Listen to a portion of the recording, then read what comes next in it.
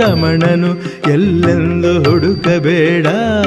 ರಮಣ ಮಹರ್ಷಿ ಹೇಳ್ತಾ ಇದ್ದದ್ದು, ಜಗತ್ತಿಗೆ ಕೊಡುವ ದೊಡ್ಡ ಕೊಡುಗೆ ನೀನು ಏನು ಅಂದ್ರೆ ನಿನ್ನ ಆತ್ಮೋದ್ಧಾರ. ನೀನು ಉದ್ಧಾರ ಆಗು, ನಿನ್ನ ಆತ್ಮೋದ್ಧಾರ ನೀನು ಮಾಡ್ಕೊಂಡ್ರೆ ಜಗತ್ತಿಗೆ ಕೊಡುವ ದೊಡ್ಡ ಕೊಡುಗೆ. ನೀನ್ ಇನ್ನೇನು ಮಾಡ್ಬೇಕಾದದ್ದಿಲ್ಲ, ನೀನು ಉದ್ಧಾರ ಆಗು, ಜಗತ್ತು ತನಗೆ ತಾನಾಗೆ ಉದ್ಧಾರ ಆಗ್ತದೆ ಅಂತ. ನಾವಿನ್ನು ಟೀಕೆ ಮಾಡ್ತಾ ಮತ್ತೊಂದು ಮಾಡ್ತಾ ಹಿಂದೆ ಕೂತಿದ್ದೀವಿ. ಬಿಡಿ ಅದನ್ನೆಲ್ಲ, ಮುಂದೆ ಬನ್ನಿ, ನಿಮ್ಮನ್ನು ನೀವು ಬದಲಾಯಿಸ್ಕೊಳ್ಳಿ. ಇನ್ನು ಉಳಿದ ತನಗೆ ತಾನೇ ಬದಲಾಗ್ತಾ ಹೋಗಿ ನಾನು ಅನ್ನುವ ಭಾವ ಬಿಟ್ಟು ಶರಣಾಗಬೇಕು. ಯಾರು, ನಮ್ಮಲ್ಲಿ ಒಂದು ಮಾತಿದೆ, ಯಾರು ಬಗ್ತಾನೋ ಅವನು ಹಿಗ್ತಾನೆ ಅಂದ್ರೆ ಬೆಳಿತಾನೆ ಅಂತ. ಯಾರಿಗೆ ಬಗ್ಗೋದಕ್ಕೆ ಗೊತ್ತಿದೆಯೋ ಅಂದ್ರೆ ಶರಣಾಗೋದಕ್ಕೆ ಗೊತ್ತಿದೆಯೋ ಅವನು ಮಾತ್ರ ಮೇಲೆ ಬರ್ಲಿಕ್ಕೆ ಸಾಧ್ಯ. ಆಳವಾದವನು ಅರಸನಾಗಬಲ್ಲ ಅಂತ ಏನಿದೆಯಲ್ಲ, ಹಾಗೆ ಗುರುವಿನ ಗುಲಾಮ ಆದವನು ಮಾತ್ರವೇ ನಾಯಕನಾಗ್ಲಿಕ್ಕೆ, ಅವನು ಗುರು ಆಗ್ಲಿಕ್ಕೆ ಸಾಧ್ಯ. ನಮ್ಮ ನಿದ್ದೆಯಲ್ಲೂ ವ್ಯತ್ಯಾಸ ಆಗ್ಬಿಟ್ಟಿದೆ ಈಗ. ನಿಮಗೆ ಒತ್ತಡಕ್ಕೆ ಕಾರಣ ಅದೇ. ನಿಮಗೊಂದು ಎಲ್ರಿಗೂ ಅರ್ಥ ಮಾಡ್ಕೊಳ್ಳಿಕ್ಕೆ ಈಗಲೇ ಹೇಳ್ತಾ ಇದ್ದೀನಿ ಒಂದು ವಿಷಯನ. ಯಾರು ಗಾಢ ಕತ್ತಲೆಯಲ್ಲಿ ಮಲಗಲ್ಲ, ಯಾರು ಗಾಢ ಬೆಳಕಿನಲ್ಲಿ ನಿದ್ದೆ ಮಾಡ್ತಾರೆ, ಅವರು ಆಟೋಮೆಟಿಕಲಿ ಕೆಲಸದಂತಲ್ಲ ಗೊತ್ತಿಲ್ಲದೆ ಡಿಪ್ರೆಷನ್ಗೆ ಒಳಗಾಗ್ತಾರೆ, ಗೊತ್ತಿಲ್ಲದೆ ಒತ್ತಡಗಳಿಗೆ ಒಳಗಾಗ್ತಾರೆ.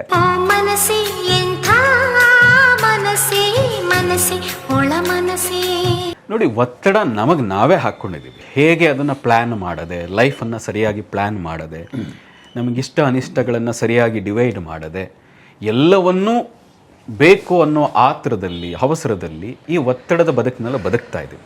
ನೀವು ಸಿಂಪಲಾಗಿ ಹೇಳ್ತೀನಿ, ನೀವು ಬೆಳಗ್ಗೆ 8 ಗಂಟೆಗೆ ಆಫೀಸ್ಗೆ ಹೋಗಬೇಕು, ನೀವು 7 ಗಂಟೆಗೆ ಎದ್ರಿ, ಒತ್ತಡ ಎಲ್ಲಿ ಶುರು ಆಗ್ತದೆ? ತಡವಾಗಿ ಎದ್ದದ್ದೇ ಶುರು ಆಗೋಯ್ತು. ನೋಡಿ, ಬಹಳ ಸುಂದರ ಏನು ಅಂದರೆ, ನಮ್ಮ ಮಕ್ಕಳಿಗೆ 6 ಸಬ್ಜೆಕ್ಟ್ ಇದೆ. SLC ವರೆಗೆ ನಾನು ಕೇಳಿದಾಗೆ 6 ಸಬ್ಜೆಕ್ಟ್ ಇದೆ. ಮಕ್ಳಿಗೆ ಒತ್ತಡ ಅನಿಸಲ್ಲ. 1 ಗಂಟೆಗೆ ಇಂತಿಂಥ ಟೈಮಿಗೆ ಈ ಸಬ್ಜೆಕ್ಟ್ ಇದೆ, ಈ ಟೀಚರ್ ಬರ್ತಾರೆ, ಹೇಳ್ಕೊಡ್ತಾರೆ. ಮನೆಗೆ ಹೋದಾಗಲೂ ಮಗು ಡಿವೈಡ್ ಮಾಡ್ಕೊಂಡ್ಬಿಡ್ತದೆ. ಬೆಳಗ್ಗೆ ಈ ಸಬ್ಜೆಕ್ಟ್ ಹೋಮ್ವರ್ಕ್ ಮಾಡ್ತೀನಿ, ಸಂಜೆ ಈ ಸಬ್ಜೆಕ್ಟ್ ಹೋಮ್ವರ್ಕ್ ಮಾಡ್ತೀನಿ, ಮುಗೀತದು. ಯಾವ ಮಕ್ಳಿಗೆ ಒತ್ತಡ ಆಗ್ತಿದೆ? ನಾಳೆ ಮಾಡಿದ್ರಾಯ್ತು ಅಂತ ಅಂದ್ಕೊಳ್ತಲ್ಲ. ಈ ಸಬ್ಜೆಕ್ಟು ಹೋಮ್ವರ್ಕು, ಆ ಸಬ್ಜೆಕ್ಟು ಹೋಮ್ವರ್ಕು, ಟೀಚರ್ ಇನ್ನೇನೋ ಕೆಲಸಗಳನ್ನು ಕೊಡ್ತಾರೆ, ಎಲ್ಲ ಸೇರಿಕೊಂಡು ಟೆನ್ಷನ್ ಜಾಸ್ತಿ ಆಗ್ತದೆ, ಮಾಡೋಕ್ಕಾಗಲ್ಲ. ಅದಕ್ಕೆ ಮಕ್ಳಿಗೆ ಮೊದಲೇ ಕಲಿಸ್ಬಿಟ್ಟಿದ್ದೀವಿ, ಇಷ್ಟು ಗಂಟೆಗೆ ಆಟ ಆಡು, ಇಷ್ಟು ಗಂಟೆಗೆ ಎದ್ದೇಳು, ಇಷ್ಟು ಗಂಟೆಗೆ ಮಲಗು, ಇಷ್ಟು ಗಂಟೆಗೆ ಈ ಸಬ್ಜೆಕ್ಟ್ ಓದು. ಇದೆಲ್ಲ ಮಾಡಿದಾಗ ಒತ್ತಡ ಇಲ್ಲದೆ ಮಗು ಮಾಡ್ತಾ ಇದೆಯಲ್ಲ. ಅದನ್ನೇ ಮುಂದುವರಿಸಿ 8 ಗಂಟೆಗೆ ಆಫೀಸ್ ಇದೆ ಅಂದರೆ ಪ್ಲ್ಯಾನ್ ಮಾಡಿ ಒಂದು 5 ಗಂಟೆಗೆ ಎದ್ದು ಹೇಳಿ. ನಾವು ಅದಕ್ಕೆ ಈ ಕಾರ್ಯಾಗಾರದಲ್ಲಿ ಮನೋಶಕ್ತಿ ಹೇಳ್ತೀವಿ. ಬ್ರಾಹ್ಮಿ ಮುಹೂರ್ತ ಅಂತ ಒಂದಿದೆ. ಬ್ರಾಹ್ಮಿ ಮುಹೂರ್ತಕ್ಕೊಂದು ಅದ್ಭುತವಾದ ಶಕ್ತಿ ಇದೆ. ಅದನ್ನು ಹೇಗೆ ಬಳಸ್ಕೋಬೇಕು ಅನ್ನೋದನ್ನು ಹೇಳ್ತೀವಿ ಅಲ್ಲಿ ಬ್ರಾಹ್ಮಿ ಮುಹೂರ್ತದ ಬಗ್ಗೆ. ಅಲ್ಲಿಂದ ನಿಮ್ಮ ದಿನಚರಿ ಶುರುವಾದರೆ ನೋಡಿ, ಇಡೀ ದಿನ ಒತ್ತಡ ಇಲ್ಲದೆ ಬದುಕಬಹುದು, ನಿಭಾಯಿಸೋದು ಗೊತ್ತಾಗ್ತದೆ ನಮಗೆ. ನಮ್ಮ ನಿದ್ದೆಯಲ್ಲೂ ವ್ಯತ್ಯಾಸ ಆಗಿಬಿಟ್ಟಿದೆ ಈಗ. ನಿಮಗೆ ಒತ್ತಡಕ್ಕೆ ಕಾರಣ ಅದೇ. ನಿಮಗೊಂದು ಎಲ್ರಿಗೂ ಅರ್ಥ ಮಾಡ್ಕೊಳ್ಳಿಕ್ಕೆ ಈಗಲೇ ಹೇಳ್ತಾ ಇದ್ದೀನಿ ಒಂದು ವಿಷಯನ. ಯಾರು ಗಾಢ ಕತ್ತಲೆಯಲ್ಲಿ ಮಲಗಲ್ಲ, ಯಾರು ಗಾಢ ಬೆಳಕಿನಲ್ಲಿ ನಿದ್ದೆ ಮಾಡ್ತಾರೆ, ಅವರು ಆಟೋಮೆಟಿಕಲಿ ಕೆಲಸದಂತಲ್ಲ ಗೊತ್ತಿಲ್ಲದೆ ಡಿಪ್ರೆಷನ್ಗೆ ಒಳಗಾಗ್ತಾರೆ, ಗೊತ್ತಿಲ್ಲದೆ ಒತ್ತಡಗಳಿಗೆ ಒಳಗಾಗ್ತಾರೆ. ನಾನು ಹೇಳೋ ಪ್ರಯೋಗ ಒಂದು ಮಾಡಿ, 21 ದಿನ ಮಾಡಿ ಸಾಕು. ರಾತ್ರಿ ಬೇಗ ಮಲಗಿ, ಗಾಢ ಕತ್ತಲೆಯಲ್ಲಿ ಒಂದು ಸಣ್ಣ ಲೈಟ್ ಬೆಳಕು ಕೂಡ ಇರಬಾರ್ದು, ನಿಮ್ಮ ಕಿಟಕಿ ಕಡೆಯಿಂದ ಕೂಡ ಬೆಳಕು ಬರಬಾರ್ದು, ಅಷ್ಟು ಗಾಢವಾದ ಕತ್ತಲೆ ಇರಬೇಕು. ಆ ಕತ್ತಲೆಯಲ್ಲಿ ಮಲಗಿ, ಮೊಬೈಲ್ಗೆ ಎಲ್ಲನೂ ಬಿಟ್ಟು ಬೆಳಗ್ಗೆ ಬೇಗ ಎದ್ದೇಳಿ. ನಿಮ್ಗೆ ಅದು ಎಂಥದ್ದೇ ಕಷ್ಟ ಬರಲಿ, ಎಂಥದ್ದೇ ಒತ್ತಡದ ಕೆಲಸಗಳು ಬರಲಿ, ಆರಾಮವಾಗಿ ನಿಭಾಯಿಸ್ತೀರಿ. ಅದರ ಜೊತೆಗೆ ಇನ್ನೊಂದಷ್ಟು ಜೋಡಿಸ್ಕೋ, ಪ್ರಾಣಾಯಾಮ, ಮುದ್ರೆ, ಈ ಥರದ ಕೆಲವೊಂದು ಜೋಡಿಸ್ಕೊಂಡ್ರೆ ಖಂಡಿತವಾಗಿ ಒತ್ತಡ ಮುಕ್ತವಾದಂಥ ಜೀವನ ನಿಮ್ಮದಾಗ್ತದೆ. ಬರೀ ಅಷ್ಟೇ ಅಲ್ಲ, ನೋಡಿ ಇವತ್ತು Bharat sugar, BP, heart attack, ಈ ಒತ್ತಡದ ಕಾರಣದಿಂದಾಗಿ ಇದೆಲ್ಲದರ ರಾಜಧಾನಿ ಆಗ್ತಾ ಇದೆ. 18 ವರ್ಷದ ಮಕ್ಕಳಿಗೆ ಇವತ್ತು ಹಾರ್ಟ್ ಅಟ್ಯಾಕ್ ಆಗ್ತಾ ಇದೆ ಅಂದರೆ ನೀವೇನು ಹಣ ಮಾಡಿ ಏನು ಮಾಡ್ತಾ ಇದ್ದೀರಿ? ಇಷ್ಟು ವಿಜ್ಞಾನ ಡೆವಲಪ್ ಮಾಡಿ ಏನು ಮಾಡ್ತಾ ಇದ್ದೀರಿ? ಇದಕ್ಕೆಲ್ಲ ಉತ್ತರ ಧಾರ್ಮಿಕ ವಿಧಾನ, ಆಧ್ಯಾತ್ಮಿಕದಲ್ಲಿದೆ. ಹೇಗೆ ನಿಮ್ಮ ಜೀವನವನ್ನು ಉತ್ತಮ ಮಾಡ್ಕೋಬೇಕು, ನಿಮ್ಮ ದಿನಚರಿ ಹೇಗಿದ್ದರೆ ನಿಮ್ಮ ಇಡೀ ಜೀವನ ಆರೋಗ್ಯಕರವಾಗಿ ಇಟ್ಕೊಳ್ಬಹುದು. ಭಾಳ ಸಿಂಪಲ್ ಟೆಕ್ನಿಕ್ಗಳು, ಅದಕ್ಕೇನು ಎಕ್ಸ್ಟ್ರಾ ಕೊಡಬೇಕಾದದ್ದಿಲ್ಲ. ನೋಡಿ, 24 ಗಂಟೆ ಇದೆ, ನಿಮ್ಮ ಪ್ರತಿಯೊಬ್ಬರಿಗೂ 24 ಗಂಟೆ ಇದೆ. ಆ 24 ಗಂಟೆಯಲ್ಲಿ 1 ಗಂಟೆ ನಿಮ್ಮ ಮನಸ್ಸಿಗೆ ಕೊಡಿ, ನಿಮ್ಮ ಆತ್ಮಕ್ಕೆ ಕೊಡಿ. 1 ಅವರ್ 60 ನಿಮಿಷ ಏನಿದೆ ನಿಮ್ಮ ದೇಹಕ್ಕೆ, ಮನಸ್ಸಿಗೆ, ಆತ್ಮಕ್ಕೆ ಕೊಡಿ. ಇನ್ನು 23 ಗಂಟೆ ಅದ್ಭುತವಾದ ಲೈಫ್ ಇರ್ತದೆ ನಿಮ್ಮದು. ಒಳ್ಳೆ ನಿದ್ದೆ ಮಾಡ್ತೀರಿ, ಒಳ್ಳೆ ಊಟ ಮಾಡ್ತೀರಿ, ಒಳ್ಳೆ ಜೀವನವನ್ನು ನಿರ್ವಹಿಸ್ತೀರಿ. ಯಾವಾಗ? 1 ಅವರ್ ನಿಮ್ಮ ಮನಸ್ಸಿಗೆ, ಆತ್ಮಕ್ಕೆ, ದೇಹಕ್ಕೆ ಕೊಟ್ಟಾಗ. ಹೇಗೆ ಕೊಡಬೇಕು ಅದನ್ನೇ ವಿವರವಾಗಿ ಹೇಳ್ತೀವಿ. ಕೇವಲ ಮನೋಶಕ್ತಿ ಅಲ್ಲ. ತುಂಬ ಸರಿ ಏನಾಗ್ಬಿಡ್ತದೆ, ಕೆಲವರಿಗೆ ಸಣ್ಣ ಡೋಸೇಜ್ ಸಾಕಾಗಲ್ಲ, ಮಾತ್ರೆ ಸಾಕಾಗಲ್ಲ, ಅವರಿಗೆ ಇಂಜೆಕ್ಷನ್ ಬೇಕು. ಅದಕ್ಕೆ ಅದನ್ನು ಮುಂದುವರೆದ ಭಾಗವಾಗಿ ಸಂಮೋಹನ ತಂತ್ರ ಅಂತ ಒಂದು ಮಾಡ್ತೀವಿ ನಾವು. ಸಂಮೋಹನದಲ್ಲಿ ಮೊದಲೇ ಹೇಳಿದಾಗೆ ಸಬ್ಕಾನ್ಷಿಯಸ್ ಮೈಂಡಲ್ಲಿ ನಾವೇನು ಮಾಡಿಬಿಟ್ಟಿದ್ದೀವಿ, ಬೇಡದನ್ನೆಲ್ಲ ತುಂಬಿಕೊಂಡಿದ್ದೀವಿ, ಡಸ್ಟ್ಬಿನ್ ಮಾಡ್ಕೊಂಡ್ಬಿಟ್ಟಿದ್ದೀವಿ ನಮ್ಮ ಮನಸ್ಸನ್ನು. ಅವನು ಸರಿ ಇಲ್ಲ, ಇವನು ಸರಿ ಇಲ್ಲ, ಅವನು ನೋಡಿ ಹೆಂಗೆ ಮಾಡ್ದ, ಈ ರಾಜಕೀಯದವ್ನು ನೋಡಿ ಏನು ಮಾಡ್ತಾ ಇದ್ದಾನೆ. ನಮ್ಮ ಕೈಲಿ ಏನೂ ಅದನ್ನು ಬದಲಾಯಿಸೋಕ್ಕಾಗಲ್ಲ. ಆದರೆ ಆಲೋಚನೆ ಮಾಡಿ ಮಾಡಿ ಡಸ್ಟ್ಬಿನ್ ಮಾಡ್ಕೊಂಡ್ಬಿಟ್ಟಿದ್ದೀವಿ. ಅವ್ರ ಮನೆಯವ್ರು ಸರಿ ಇಲ್ಲ, ಇವ್ರು ಸರಿ ಇಲ್ಲ, ಅವ್ರು ಯಾರೋ ಓಡೋದ್ರಂತೆ, ಇವನು ಯಾರನ್ನೋ ಇನ್ನೇನೋ ಮಾಡಿದ್ನಂತೆ. ಅನಾವಶ್ಯಕವಾಗಿ ನಮ್ಮ ಮನಸ್ಸನ್ನು ಡಸ್ಟ್ಬಿನ್ ಮಾಡ್ಕೊಂಡ್ಬಿಟ್ಟಿದ್ದೀವಿ. ಅನ್ವಾಂಟೆಡ್ ಆಗಿ ಬೇಡದ ಆ್ಯಪ್ಗಳನ್ನು ಇನ್ಸ್ಟಾಲ್ ಮಾಡ್ಕೊಂಡ್ಬಿಟ್ಟಿದ್ದೀವಿ. ಜಾಸ್ತಿ ಇನ್ಸ್ಟಾಲ್ ಮಾಡಿಕೊಂಡ್ರೆ ಮೊಬೈಲ್ ಹ್ಯಾಂಗ್ ಆಗ್ತದೆ, ಸ್ಟೋರೇಜ್ ತುಂಬ ಹೋಗ್ತದೆ, ಕೆಲಸ ಮಾಡಿದಾಗೆಲ್ಲ ಹ್ಯಾಂಗ್ ಆಗ್ತದೆ. ಅದಕ್ಕೆ ಸಂಮೋಹನ ಏನಿದೆ, ಸಂಮೋಹನ ಶಾಸ್ತ್ರ ಏನಿದೆ, ತಂತ್ರ ಏನಿದೆ, ಅಂದರೆ ಅರ್ಥಾತ್ ಹಿಪ್ನೋಸಿಸ್ ಏನಿದೆ, ಅದಕ್ಕೆ ನಾವು ಯೋಗದಲ್ಲಿ ಯೋಗ ನಿದ್ರಾ ಅಂತ ಕರಿತೀವಿ. ಆ ಯೋಗ ನಿದ್ರೆ ಏನಿದೆ, ಅನ್ವಾಂಟೆಡ್ ಆಗಿ ಇನ್ಸ್ಟಾಲ್ ಮಾಡಿದೆಯಲ್ಲ, ಬೇಕಾಗಿಲ್ಲ ಆದರೂ ಇನ್ಸ್ಟಾಲ್ ಮಾಡ್ಕೊಂಡ್ಬಿಟ್ಟಿದ್ದಿ, ಅದನ್ನೆಲ್ಲ ಅನ್ಇನ್ಸ್ಟಾಲ್ ಮಾಡಿ ನಿನಗೇನು ಬೇಕೋ ಆ ಸಾಫ್ಟ್ವೇರನ್ನು ನಿನಗೆ ಬೇಕಾದಂತೆ ನೀನೇ ಇನ್ಸ್ಟಾಲ್ ಮಾಡಿಕೊಂಡು ನಿನ್ನ ಲೈಫ್ನ ಇನ್ನೂ ಚೆನ್ನಾಗಿ ಮಾಡ್ಕೋಬೋದು. ಯೋಗ ನಿದ್ರೆಗೆ, ಸಂಮೋಹನ ತಂತ್ರಕ್ಕೆ ಆ ಶಕ್ತಿ ಇದೆ. ಯಾರಿಗೆ ಮನೋಶಕ್ತಿನೇ ಸಾಕಾಗ್ತಾ ಇಲ್ಲ, ಅದು ಸಾಕು ಬೇಕಾದಷ್ಟು, ಇಲ್ಲ ನನಗಿನ್ನೂ ಹೆಚ್ಚು ಬೇಕು ಮನಸ್ಸಿನ ಬಗ್ಗೆ, ಇನ್ನೂ ಹೆಚ್ಚು ನಾನು ಮನಸ್ಸಿನ ಬಗ್ಗೆ ತಿಳಿಬೇಕು, ಅದನ್ನು ನಾನು ಪ್ರಾಕ್ಟಿಕಲಿ ಅಡಾಪ್ಟ್ ಮಾಡ್ಕೋಬೇಕು, ಸಂಮೋಹನ ತಂತ್ರ ಇದು. ಇದುವರೆಗೆ ಸಾಕಷ್ಟು ಜನ ಹೇಳಿದ್ದಾರೆ, ಭಯದಲ್ಲೇ ಬದುಕ್ತಾ ಇದೆ. ಸಂಮೋಹನ ತಂತ್ರದಲ್ಲಿ ಹೇಳುವಂಥ ಟೆಕ್ನಿಕ್ಗಳನ್ನು ಬಳಸ್ಕೊಳ್ತಾ ಹೋಗಿ ಭಯದಿಂದ ಹೊರಗೆ ಬಂದಿದ್ದೀನಿ. ನಾನೇ ಸ್ವಯಂ ಕತ್ತಲೆ ಅಂದರೆ ನಾನು ಆತಂಕಕ್ಕೊಳಪಡ್ತಿದ್ದವನು. ಚಿಕ್ಕಂದಿನಿಂದ ದೆವ್ವಭೂತಗಳ ಕತೆ ಕೇಳಿ ಕೇಳಿ ಇದೆ ಅನ್ನುವ ಭ್ರಮೆನಲ್ಲಿ ಕತ್ತಲೆಯಲ್ಲಿ ಒಬ್ಬನೇ ಹೋಗ್ಲಿಕ್ಕೆ ಹೆದರ್ತಾ ಇದ್ದೆ. ಇದೆಲ್ಲ 25 ವರ್ಷಗಳ ಹಿಂದೆ. ಆದರೆ 25 ವರ್ಷದಿಂದ ನಾನು ಒಬ್ಬನೇ ಬದುಕ್ತಾ ಇರೋದು. ಈಗಾದರೆ ಶಿಷ್ಯಂದಿರಿದ್ದಾರೆ. ಸಾಕಷ್ಟು ವರ್ಷ ಕಾಡು ಮೇಡು ಇಲ್ಲೆಲ್ಲ ಒಬ್ಬನೇ ಹೆಲ್ದಿದ್ದೀನಿ, ಕತ್ತಲೆಯಲ್ಲೇ ಒದ್ದಾಡಿದ್ದೀನಿ. ಎಷ್ಟೋ ದೇವಸ್ಥಾನ, ಪಾಳು ಬಿದ್ದ ದೇವಸ್ಥಾನಗಳ ಪಡಸಾಲೆಯಲ್ಲಿ ಮಲಗಿದ್ದೀನಿ, ಭಯದಿಂದ ಹೊರಗೆ ಬಂದಿದ್ದೀನಿ. ಇದೆಲ್ಲವನ್ನು ಅರ್ಥ ಮಾಡ್ಕೊಂಡು ಇದು ಎಲ್ರಿಗೂ ಸಿಗಬೇಕು. ಈ ಸಂಮೋಹನದಿಂದ ಆ ಶಕ್ತಿ ಇದೆ.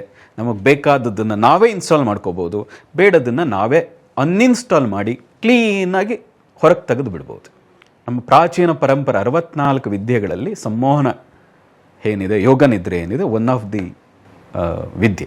ಮನುಷ್ಯ ಮಲಗಿ ಏಳುವ ಆ ಸರ್ಕಲ್ನ ಸರಿ ಮಾಡಿಕೊಂಡ್ರೆ ನಾನು ಎಷ್ಟೋ ಸಮಸ್ಯೆ, ಎಷ್ಟೋ ಬದಲಾವಣೆಗಳಾಗೋ. ನೀವು ಬೆಳಕಿನಲ್ಲೇ ಮಲಗ್ತಾ ಹೋಗಿ ನಿಮ್ಗೇನು ಒತ್ತಡ ಇಲ್ಲ, ಆದರೂ ಒತ್ತಡದಲ್ಲಿ ಬದುಕ್ತೀರಿ ನೀವು. ಇವತ್ತಿನ ಮಕ್ಕಳು ಕೂಡ ಯಾಕೆ ಒತ್ತಡಕ್ಕೆ ಈಡಾಗ್ತಾ ಇದ್ದಾರೆ? ಈ ಕಾರಣಕ್ಕೆ. ಮೊಬೈಲ್ ನೋಡ್ತಾ ಇರ್ತೀರಿ, ಬೆಳಕು, ಅದು ಕೂಡ ಕತ್ಲೆಯಲ್ಲಿ ಆ ಬೆಳಕು ಏನಿದೆ ಖಂಡಿತ ನಿಮ್ಮ ಬ್ರೈನ್ ಮೇಲೆ ಅದು ಪರಿಣಾಮ ಬೀರ್ತದೆ, ಒತ್ತಡವನ್ನು ನಿರ್ಮಾಣ ಮಾಡ್ತದೆ. ಈಗ ನಾವೇ ನೋಡಿದ್ದೀವಿ, ಈಗ ನಮಗೇನಾಗಿದೆ, ಎಲ್ಲವೂ ಡಿಜಿಟಲ್ ಆಗಿರೋದ್ರಿಂದ ನಾವೇ ಓದಿದ್ದೆಲ್ಲವೂ ನಾನು ಕೀ ಪಾಯಿಂಟ್ಸ್ ಮಾಡ್ತೀನಿ, ಅಥವಾ ನನಗೆ ಏನೋ ಥಾಟ್ಸ್ ಬಂದದ್ದು ಬರೀತೀನಿ. ಮೊದಲು ನೋಟ್ಬುಕ್ ಇಡ್ತಾ ಇದ್ದೆ, ಈಗ ಟ್ಯಾಬ್ ಇಟ್ಟಿದ್ದೀನಿ. ಬರೆದ ಮೇಲೆ ಅದನ್ನು ಓದಲಿಕ್ಕೂ ಟ್ಯಾಬೇ ಓಪನ್ ಮಾಡಬೇಕು. ಅಂದರೆ ದಿನದಲ್ಲಿ ಹೆಚ್ಚು ನಾನು ಮೊಬೈಲ್ ಟ್ಯಾಬ್ಗಳನ್ನು ಬಳಸೋಕೆ ಶುರು ಮಾಡಿದ ಮೇಲೆ ನನಗೆ ಅನ್ನಿಸ್ತು ಒತ್ತಡ ಆಗೋಕ್ಕೆ ಶುರುವಾಯ್ತದು. ಕಣ್ಣಿನ ಮೇಲೆ ಪರಿಣಾಮ ಬೀರ್ತು, ಬ್ರೈನ್ ಮೇಲೆ ಪರಿಣಾಮ ಬೀರ್ತು. ಈಗ ನಾವೇ ಇಷ್ಟು ಯೋಗ, ಧ್ಯಾನ, ಪ್ರಾಣಾಯಾಮ ಇಷ್ಟು ಮಾಡಿ ನಮಗೆ ಆ ಮೊಬೈಲಿಂದ, ಆ ಬೆಳಕಿನಿಂದ ಆ ಪರಿಣಾಮ ಬೀರ್ತದೆ ಅಂದರೆ ಇನ್ನು ಉಳಿದವರಿಗೆ ಹಾಗಂತ ಬಳಸಬೇಡಿ ಅಂತ ಹೇಳಲ್ಲ, ಖಂಡಿತವಾಗಿ ಬಳಸಿ. ಆದರೆ ಬಳಸುವ ರೀತಿ, ಆ ಸಮಯ ಏನಿದೆ ಅದನ್ನು ಏನು ಸ್ಕ್ರೀನಿಂಗ್ ಟೈಮ್ ಅಂತ ಹೇಳ್ತಾರೆ, ಅದು ಕಡಿಮೆ ಮಾಡಬೇಕಷ್ಟೆ.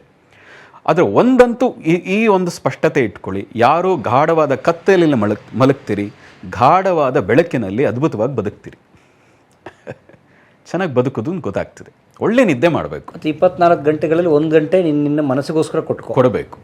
ನಾನು ಅದಕ್ಕೆ ಹೇಳ್ತೀನಿ, 24 ನಿಮಿಷ ಧ್ಯಾನಕ್ಕೆ, ಒಂದು 24 ನಿಮಿಷ ಎಕ್ಸಸೈಸ್ ಇದಕ್ಕೆ, ಇನ್ನು 24 ನಿಮಿಷ ಒಂದಷ್ಟು ಏನು ಪ್ರಾಣಾಯಾಮ ಈ ಕಾರ್ಯಗಳಿಗೆ, ಈ ಥರ ಒಂದು ಡಿವೈಡ್ ಮಾಡ್ಕೊಳ್ಳಿ. ಒಟ್ಟು 1 ಅವರ್ನ ಒಳಗೇನೆ ಬೇಕಾದರೆ 20 ನಿಮಿಷ 20 ನಿಮಿಷ 20 ನಿಮಿಷ ಈ ರೀತಿಯಾಗಿ ಏನು ಎಕ್ಸಸೈಸ್ 3 ಭಾಗ ಮಾಡ್ಕೊಳ್ಳಿ. 1 ಅವರ್ ನಿಮ್ಮ ದೇಹಕ್ಕೆ, ಆತ್ಮಕ್ಕೆ, ಮನಸ್ಸಿಗೆ ಕೊಡಲೇಬೇಕು.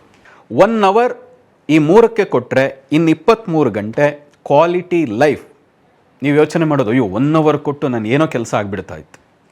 ಏನೂ ಆಗಿರಲ್ಲ, ಇದ್ದಾಗೆ ಇರ್ತೀರಿ. ಏನೋ ನಾನು ಗನಂದಾರಿ ಕೆಲಸ, ಏನೂ ಆಗಿರಲ್ಲ, ಇದ್ದಾಗೆ ಇರ್ತೀರಿ. ನಮ್ಮ ಕೆಲವು ಶಿಷ್ಯಂದಿರಿಗೆ ನಾನು ಸಜೆಸ್ಟ್ ಮಾಡಿದ್ದೀನಿ, ನೀವು 1 ಗಂಟೆ ಹೀಗೆ ಮಾಡಿಲ್ಲ. ನನಗೆ ಗೊತ್ತಿದೆ ಕೆಲವು ವ್ಯಕ್ತಿಗಳು, ನನ್ನ ಹೆಸರು ಹೇಳಲ್ಲ ಈಗ, ಆದರೆ 5 ವರ್ಷದ ಹಿಂದೆ ನಾನು ಹೇಳಿದ್ದ ಕೆಲವು ಪ್ರಯೋಗಗಳನ್ನು, ಅಂದರೆ ಈ ಥರದ ಟೆಕ್ನಿಕ್ಗಳನ್ನು ಬಳಸ್ಕೊಂಡಿಲ್ಲ. ಇವತ್ತಿಗೂ ಅದೇ ಸ್ಥಿತಿಲಿದ್ದಾರೆ. ಗುರುಗಳೇ ನಂಗೆ ಟೈಮ್ ಇಲ್ಲ, ನಾನು ಅಲ್ಲಿ ಮೀಟಿಂಗ್ ಇದೆ, ಇಲ್ಲಿ ಅಪಾಯಿಂಟ್ಮೆಂಟ್ ಇದೆ. ನಾನು ಇವತ್ತು ಆತನ್ನೇ ಕೇಳಿದೆ ಒಬ್ಬನ್ನ, ಏನಾಯ್ತಪ್ಪ? ಏನೂ ಆಗಿಲ್ಲ ಗುರುಗಳೇ, ಅದೇ ಸಮಸ್ಯೆಯಲ್ಲಿದ್ದೀನಿ. ನಾನು ಫೋನ್ ಮಾಡಿದರೆ ಮುಖ ತೋರಿಸಲ್ಲ ಈಗ ಅವನು. ನೀವು ಹೇಳಿದ್ದು ನಾನು ಏನೂ ಮಾಡಲ್ಲ, ನಾನು ಹೆಂಗೆ ಬಂದು ನಿಮ್ಮ ಮುಖ ತೋರಿಸ್ಲಿ ಅಂತ. ನಮಗೂ ಬೇಸರ ಆಗ್ತದೆ. 1 ಗಂಟೆ ಸರಿಯಾಗಿ ಬಳಸ್ಕೊಳ್ಳಿ, ಇನ್ನು 23 ಗಂಟೆ ನಿಮ್ಮ ಲೈಫ್ ಅದ್ಭುತವಾಗಿ ನೀವು ಕಟ್ಕೊಳ್ತಾ ಹೋಗ್ತೀರಿ. ನಾನು ಹೇಳಿದ 1 ವರ್ಷ ಪಾಲನೆ ಮಾಡಿ, 1 ವರ್ಷ ಪಾಲನೆ ಮಾಡಿ. 1 ವರ್ಷದಲ್ಲಿ ನಿಮ್ಮ ಲೈಫ್ ಸ್ಟೆಪ್ ಬೈ ಸ್ಟೆಪ್ ಬದಲಾಗದೆ ಇದ್ರೆ ಕೇಳಿ. 1 ವರ್ಷದಲ್ಲಿ ನೀವು ಕೋಟ್ಯಾಧಿಪತಿ ಆಗದೆ ಹೋಗಬಹುದು, ಆದರೆ ಆಗುವ ದಿಕ್ಕಿನಲ್ಲಿ ನೀವು 1 ಹೆಜ್ಜೆ ಅಂತೂ ಇಟ್ಟಿರ್ತೀರಿ. ಯಶಸ್ವಿ ವ್ಯಕ್ತಿ ಅಂತ ಏನು ಕರೆದ್ರಲ್ಲ, 100% ನಿಮಗೆ ಗೊತ್ತಾಗ್ತದೆ, ನನ್ನ ಲೈಫ್ ಈಗ ಸರಿಯಾದ ಮಾರ್ಗದಲ್ಲಿ ಸಾಗ್ತಾ ಇದೆ. 1 ಅವರ್ ನಿಮಗಾಗಿ ಕೊಡಿ, 23 ಗಂಟೆ ನಿಮಗಾಗಿ ಇರ್ತದೆ. ಅದು ನೀವು 1 ಅವರ್ ಕೊಡಿ, 23 ಗಂಟೆ ನಿಮಗಾಗಿ ಕೊಡ್ತದೆ. ನಾವೇನು ಮಾಡ್ತೀವಿ, 1 ಅವರ್ ಕೊಡೋಕೆ ಹಿಂದೊಂದು ನೋಡ್ಬಿಡ್ತೀವಿ, 24 ಗಂಟೆನೂ ಗುಣಮಟ್ಟ ಇಲ್ಲದೆ ಹೋಗ್ತದೆ. ನೋಡಿ, ಹಿಂದೆ ನಾನೊಂದು ರಿಸರ್ಚ್ ಓದಿದ್ದೆ, ನಾನು ಡಾಕ್ಯುಮೆಂಟ್ರಿ ಓದಿದ್ದೆ. ಒಬ್ಬ ಮನುಷ್ಯ 100 ವರ್ಷ ಬದುಕಿದ್ರೆ ಅವನು ಸರಿಯಾಗಿ ಬದುಕೋದು 20 ವರ್ಷ ಮಾತ್ರ ಅಂತ. ಒಂದು ದಿನಕ್ಕೆ 8 ಗಂಟೆ ನಿದ್ದೆ ಅಂತ ಹೇಳಿದ್ರೆ, 4 ಗಂಟೆ ಮೊಬೈಲ್ಗೆ ಅಂತ ಹೇಳಿದ್ರೆ, 3 ಗಂಟೆ ಎಂಟರ್ಟೈನ್ಮೆಂಟ್ಗೆ ಅಂತ ಹೇಳಿದ್ರೆ, ಯೋಚನೆ ಮಾಡಿ, ಎಲ್ಲ ಡಿವೈಡ್ ಮಾಡ್ತಾ ಹೋಗಿ ನಿಮಗಾಗಿ ಎಷ್ಟು ಸಮಯ ಬದುಕಿದ್ರಿ ಅಂತ ನಿಮಗೆ ಗೊತ್ತಾಗ್ತದೆ. ಆ ರಿಸರ್ಚ್ ಪತ್ರಿಕೆ ಪ್ರಕಾರ ಅವ್ರು ಹೇಳಿದ್ದು, ಮಗು ಆಟ ಆಡ್ತಾ ಹೋಗಿಯೇ ಒಂದಷ್ಟು ಟೈಮ್ ಕಳೆದಿದೆ, ಓದುತ್ತಾ ಹೋಗಿ ಒಂದಷ್ಟು ಟೈಮ್ ಕಳೆದಿದೆ, ಉದ್ಯೋಗ ಬೇಕು ಅಂತ ಅರಸ್ತಾನೆ ಒಂದಷ್ಟು ಟೈಮ್ ಕಳೆದಿದೆ, ನಿದ್ದೆಗೆ, ಓಡಾಟಕ್ಕೆ, ಎಂಟರ್ಟೈನ್ಮೆಂಟ್ ಹೀಗೆಲ್ಲ ಕಳೆದು ಅವನು ಸರಿಯಾಗಿ ಬದುಕಿದ್ರೆ 20 ವರ್ಷ ಹೆಚ್ಚು. 100 ವರ್ಷ ಅವನು ಬದುಕಿದ್ರೆ ಒಳ್ಳೆ ಗುಣಾತ್ಮಕ ವರ್ಷ ಎಷ್ಟು ಅಂದರೆ 20 ವರ್ಷ. ಅದೇ ಮ್ಯಾಕ್ಸಿಮಮ್ ಆತ ಬದುಕಿದ ಸಮಯ. ಮತ್ತು 80 ವರ್ಷ ಏನಾಯಿತು? ಅಂದರೆ 80 ಭಾಗ ಏನಾಯಿತು? ಇದನ್ನು ನಾವು ಯೋಚನೆನೇ ಮಾಡಲ್ಲ. ಆ ಕಾರಣದಿಂದ ಹೀಗೆ ಇದ್ದೀವಿ. ಇದೆಲ್ಲವನ್ನು ಬದಲಾಯಿಸ್ಕೊಳ್ಳಿ, ಖಂಡಿತ ಗುಣಮಟ್ಟ ನಿಮ್ಮ ಜೀವನ ಬದಲಾಗ್ತದೆ. ಅಂದರೆ ನಾವು ಇಡುವ ಪ್ರತಿ ಹೆಜ್ಜೆಯಲ್ಲೂ ಒಂದು ಯೋಚನೆ, ಆಲೋಚನೆ, ಯಾಕೆ, ಏನು, ಎತ್ತ, ಈ ಪ್ರಶ್ನೋತ್ತರಗಳು ನಡೀತಾನೆ ಇರಬೇಕು ಒಳಗೆ. ಹೌದು, ಮತ್ತು ಅದು ಕಲಿಯಬೇಕು. ಹೊಸ ಆಲೋಚನೆಗಳು, ಅಧ್ಯಯನ ಇವೆಲ್ಲವೂ ಕಲಿತಾಗ ನಾನು ಯಾಕೆ ಹೀಗೆ ಮಾಡ್ತಾ ಇದ್ದೀನಿ ಅನ್ನೋದಕ್ಕೆ ಪ್ರಶ್ನೆಗೆ ಉತ್ತರ ಬರ್ತದೆ. ಇಲ್ಲದೆ ಇದ್ದರೆ ನಾನು ಮಾಡ್ತಾ ಇರೋದೇ ಸರಿ ಅಂತ ಅಂದ್ಕೊಂಡು ವಿಫಲತೆಗಳಲ್ಲೇ, ಕತ್ತಲೆಯಲ್ಲೇ ಇದ್ದು ನಾನು ಸರಿ ಇದ್ದೀನಿ ಅಂತ ನಾವು ಭ್ರಮೆನಲ್ಲಿ ಮುಳುಗಿ ಹೋಗಿಬಿಡ್ತೀವಿ. ಈ ದೇಶ, ಈ ಪರಂಪರೆ, ಇಲ್ಲಿರುವಂಥ ಜ್ಞಾನ ಇಡೀ ಜಗತ್ತಿಗೆ ಹಂಚುವಷ್ಟಿದೆ ಭಾರತ ಅಂತ. ನಾವೇ ಈ ಪರಂಪರೆಯಲ್ಲಿ ಹುಟ್ಟಿ, ಈ ಭಾರತದಂಥ ಒಂದು ಪುಣ್ಯ ಭೂಮಿಯಲ್ಲಿ ಹುಟ್ಟಿ ಅಷ್ಟಿಷ್ಟು ಅವಕಾಶಗಳಿದ್ದು, ಈ ಜ್ಞಾನ ಇದ್ದು, ಅದನ್ನು ಬಳಸ್ಕೊಳಕ್ಕೆ ನಮಗೆ ಬರ್ತಾ ಇಲ್ಲ ಅಂದರೆ ನಾವು ಏನು ಹೇಳೋಣ? ನಾವಿನ್ನೂ ಟೀಕೆ ಮಾಡ್ತಾ, ಮತ್ತೊಂದು ಮಾಡ್ತಾ ಹಿಂದೆ ಕೂತಿದ್ದೀವಿ. ಬಿಡಿ ಅದನ್ನೆಲ್ಲ, ಮುಂದೆ ಬನ್ನಿ, ನಿಮ್ಮನ್ನು ನೀವು ಬದಲಾಯಿಸ್ಕೊಳ್ಳಿ, ನಿಮ್ಮ ಮನಸ್ಥಿತಿ ಬದಲಾಯಿಸ್ಕೊಳ್ಳಿ. ಇನ್ನು ಉಳಿದು ತನಗೆ ತಾನೇ ಬದಲಾಗ್ತಾ ಹೋಗ್ತದೆ. ಪ್ರತಿಯೊಬ್ಬರ ಜೀವನದಲ್ಲಿ ಬದಲಾಗಬೇಕು, ಅದೇ ನಮ್ಮ ಆಸೆ. ಈ ಟೀಕೆಗಳೆಲ್ಲ ಮಾಡಬಾರ್ದಾ?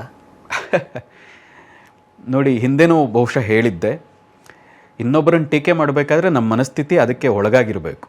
ಹಾಗೆ ಟೀಕೆ ಮಾಡ್ತಾ ಮಾಡ್ತಾ ನಾವು ಅದೇ ರೀತಿಯಾಗಿ ಆಗಿ ಹೋಗ್ಬಿಡ್ತೀವಿ. ಈಗ ನಾನು ಇನ್ನೊಬ್ಬರನ್ನ ಸರಿ ಇಲ್ಲ ಅಂತ ಹೋಗಿ ಕೊನೆಗೆ ಹೆಂಡತಿ ಸರಿ ಇಲ್ಲ, ನಂತರ ಮಗು ಸರಿ ಇಲ್ಲ, ನಮ್ಮ ಮಕ್ಕಳು ಸರಿ ಇಲ್ಲ, ಕೊನೆಗೆ ನಾನೂ ಸರಿ ಇಲ್ಲ, ಏನೂ ಸರಿ ಇಲ್ಲ ಅಂತ. ಹಾಗೆ ಹೊರಗಡೆ ಏನು ಸರಿ ಇಲ್ಲ ಟೀಕೆಗಳನ್ನು ಮಾಡ್ತಾ ಹೋದಾಗ ಅವ್ರ ಮನಸ್ಥಿತಿ ನೋಡಿ ಕೊನೆಗೆ ಅವರು ಒಂದು ರೋಗಿಷ್ಠ ಮನಸ್ಥಿತಿಗಳಾಗ್ಬಿಟ್ಟಿರ್ತಾರೆ. ಹಾಗಾಗಿ ಬೇರೆಯವನ್ನ ತಿದ್ದಕ್ಕಿಂತ ಒಂದು ವಚನನೇ ಇದೆಯಲ್ಲ, ಲೋಕವ ಡೊಂಕ ತಿದ್ದುವ ಮೊದಲು ನಿನ್ನನ್ನು ನೀನು ಏನು ತಿದ್ಕೋ, ನಿನ್ನ ತನುವ ಸಂತೈಸಿಕೋ ಅಂತ ಏನಿದೆಯಲ್ಲ, ಅದೇ ದೊಡ್ಡ ಮಾತು. ಅಧ್ಯಾತ್ಮ ಕೂಡ ಕಲಿಸೋದು ಇನ್ಯಾರನ್ನ ತಿದ್ದು ಅಂತಲ್ಲ, ಇನ್ಯಾರನ್ನ ಸರಿ ಮಾಡು ಅಂತಲ್ಲ, ನೀನು ಸರಿ ಹೋಗು ಫಸ್ಟ್.